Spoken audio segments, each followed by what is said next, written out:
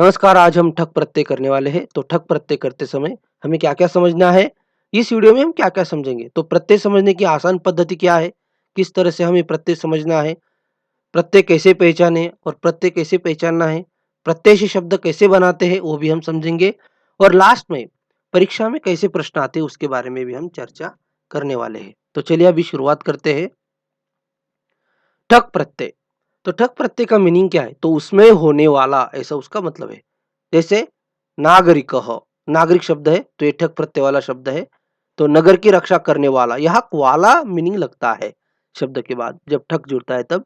तो नगर की रक्षा करने वाला नागरिक कहो या फिर नगर में होने वाला, नगर में रहने वाला। उसी तरह सामाजिक का मतलब वही होता है, समाज में रहने वाला या समाज में रहने वाला, समाज में होने वाला, समाज की रक्षा करने वाला, तो उसका सामाजिक मतलब होता है। उसी तरह से धार्मिक, तो धर्म का आचरण करने वाला, उसे कहते हैं धार्मिक। तो वाला ऐसा शब्द बाद में जुड़ता है, तो ये ठक प्रत्यय के मीनिंग है। तो चलिए अभी उसको हम समझ लेते हैं।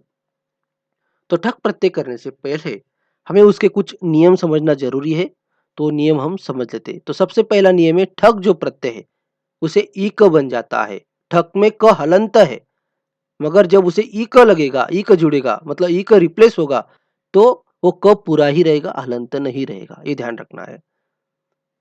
और जो हमारा और एक नियम है, वो क्या है? प्रथम स्वर में नीचे दिए गए बदलाव होते हैं। जब हम ठक प्रत्यय जोड़ते हैं, तो हमें प्रथम स्वर, जो शब्द का पहला स्वर है, फर्स्ट स्वर है, आ, ई, ऊ, ये जो है, ये जो फर्स्ट मतलब शब्द में जो पहला स्वर रहेगा, उसमें हमें कुछ बदलाव करने हैं। तो उससे पहले हमें ये समझना ज़रूरी है कि पहला स्वर होता क्या है? जैसे ईश्वर शब्द है, तो ईश्वर शब्द में पहला स्वर कौन-सा है? तो ई है। जैसे वर्ण विच्छेद करेंगे, तो ईश्वर में बहुत सारे स्वर है। ई है, अ है और अ भी है, मतलब 2 अ है और 1 ई है। तो इनमें पहला स्वर कौन-सा है? तो ई है। तो इसमें बदलाव होने वाले हैं। उसी तरह जैसे समाज शब्द है, अब इसमें पहला स्वर कौन है? अभी स तो व्यंजन है, वो तो स्वर नहीं है। तो मगर पहला स्वर कौन-सा है? तो उसका यदि वर्ण विच्छेद करेंगे, तो उसमें 3 स्वर निकल कर आते हैं। एक अ है, एक आ है और एक अ है, मतलब 3 स्वर है। तो इसमें पहला स्वर कौन-सा है? अ। ऐसा हमें समझना है कि पहला स्वर, शब्द में पहला स्वर। ये ज़रूरी नहीं है कि वो शब्द के पहले ही चाहिए, मतलब स्टार्टिंग ही स्वर से चाहिए, ऐसा कोई ज़रूरी नहीं है, मगर वो शब्द में पहला चाहिए। जैसे समाज में स में अ है, वो पहला स्वर है। इस तरह से आपको ध्यान रखना है। तो इस पहले स्वर में हमें बदलाव करने हैं। तो चलिए अभी शुरुआत करते हैं। तो क्या-क्या बदलाव करने हैं, वो हमें समझना ज़रूरी है। तो अ जो है, अ को आ बनेगा, ई, ए को ऐ बनेगा, उ, ओ को औ बनेगा, रू को आर बनेगा। ये उससे उसमें बदलाव होने वाले। इसे हम वृद्धि भी कहते हैं, वृद्धि होना। आ, आई, औ, आर, ये वृद्धि है, तो ये वृद्धि हम करने वाले हैं। सिंपल है कि अ को आ करना है, ए को ऐ करना है, ओ को औ करना है और रू को आर करना है। ठीक है? उसके एग्जाम्पल हम समझ लेते हैं। जैसे नगर प्लस ठक, तो नगर को हमें ठक जोड़ना है। तो नगर को हम ठक जोड़ते समय जो नगर का पहला स्वर है, उसमें वृद्धि करेंगे। मतलब न में जो अ है, अ को क्या करेंगे? आ करेंगे। यहाँ देख लीजिए, अ को आ करना है। तो ना बन गया और नागर, ओके, नागर। और ठक को हटाएंगे, उसकी जगह पर ई क लिखेंगे। तो ठक में क हलंत है, मगर ई क में क पूरा है, ये ध्यान रखना है। गलती से हो जाता है कभी-कभी, तो ध्यान रखना है। नागर प्लस इक। और प्रत्यय जब हम जोड़ते हैं, तब जो शब्द का अंतिम स्वर है, जैसे र में अ है, शब्द का अंतिम जो स्वर है, उसे हटाना है, लोप करना है। लोप मतलब हटाना है, डिलीट करना है। जैसे नागर, र हलंत हो गया और फिर बाद में सिंपल तरीका है, र प्लस ई री बन गया, नागरिकः। और उसे हम फिलहाल तो पुल्लिंग में लिखने वाले, क्योंकि ठक प्रत्यय जो है, ठक प्रत्यंत शब्द पुल्लिंग में बालक की तरह चलने वाले हैं। तो नागरिकः ऐसा वो शब्द बन जाता है। उसी तरह से कुछ अन्य एग्जाम्पल है, जैसे समाज प्लस ठक। तो यहाँ देखिए, समाज में स में अ है, वो पहला स्वर है, तो अ को आ बनेगा और ठक हटाएंगे, ई क लिखेंगे और बाद में जोड़ देंगे, सामाजिकः। उसके बाद धर्म प्लस ठक, तो धर्म में ध में अ है, तो उसका आ बन जाएगा और ठक की जगह पर ई का आ जाएगा। और ई क अ प्लस ई, सॉरी, अ को हटाएंगे तो धार्म, तो म में जो अ था उसे हटा दिया और फिर म प्लस ई कर देंगे, धार्मिक ऐसे। उसी तरह से दिन प्लस ठक, तो दिन में देखिए ई को ऐ बन जाता है, तो दई, और फिर बाद में ई को जोड़ देंगे ठक को हटाकर, तो दैनिक। ठीक है। उसी तरह से इतिहास प्लस ठक, तो इतिहास में ई है तो ई को ऐ बन गया, तो ऐ, ई को हटाएंगे ऐ बनाएंगे, पहला स्वर है ना। और स प्लस ई क, तो ऐतिहासिक।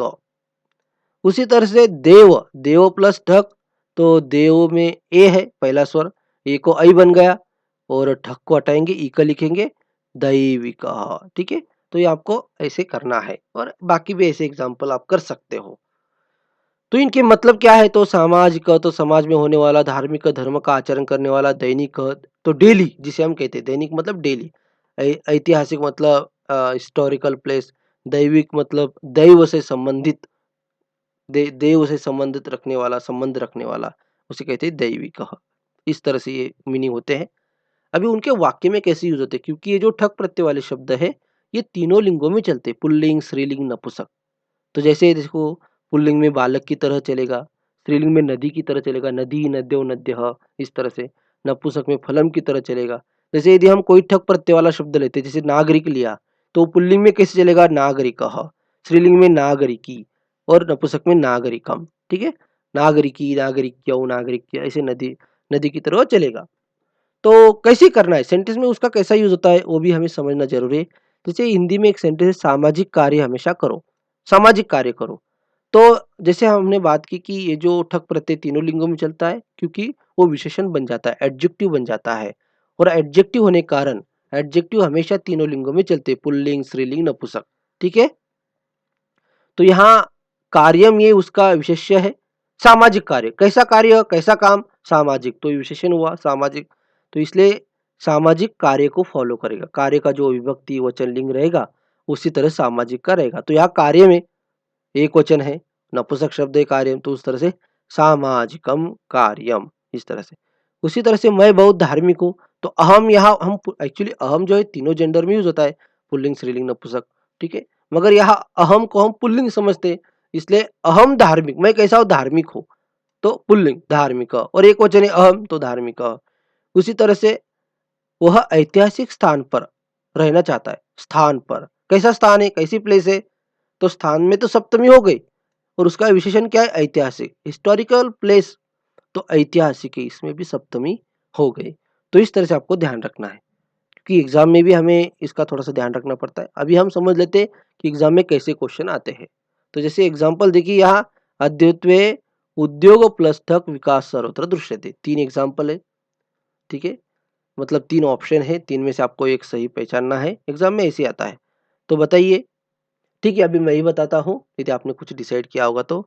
तो अभी ठक प्रत्यय जोड़ते समय पहले स्वर को वृद्धि होती है, तो यहाँ ऊ को वृद्धि हुई या नहीं, तो फर्स्ट में तो वृद्धि नहीं हुई है, ऊ को औ नहीं बना है, तो ये गलत हुआ। अभी यहाँ औ बना है, मगर वो उद्योग प्लस ठक विकास जो है, ये पुल्लिंग शब्द है, उसका जो विशेष्य है, और ये तो नपुंसक है, तो ये तो नहीं होगा।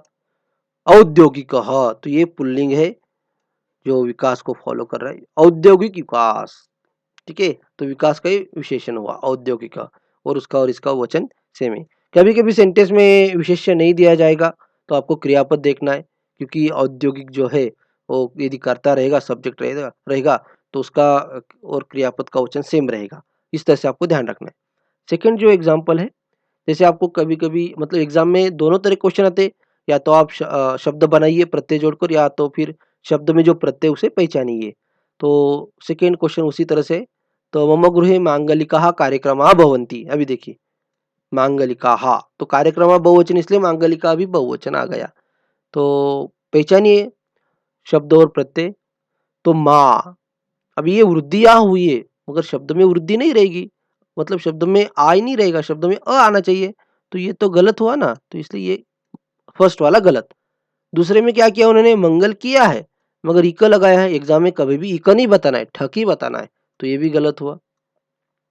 तो ये लास्ट वाला ही सही है, मंगल प्लस ठक। तो यहाँ ये भी देखना है, ठक का हलंत है, क्योंकि एग्जाम में कभी कभी ऐसे आता है, ठक, ऐसे ठक, मतलब ऐसे देगा, मतलब क को हलंत नहीं देंगे एक जगह पर, और एक जगह पर हलंत देंगे, तो आपको पहचानना है कौन सा कौन सा गलत है। ठीक है? तो ये अच्छी तरह से समझ रखना है। तो इस तरह से आज हमने प्रत्यय समझ लिए हैं, तो आज के लिए इतना ही। धन्यवाद।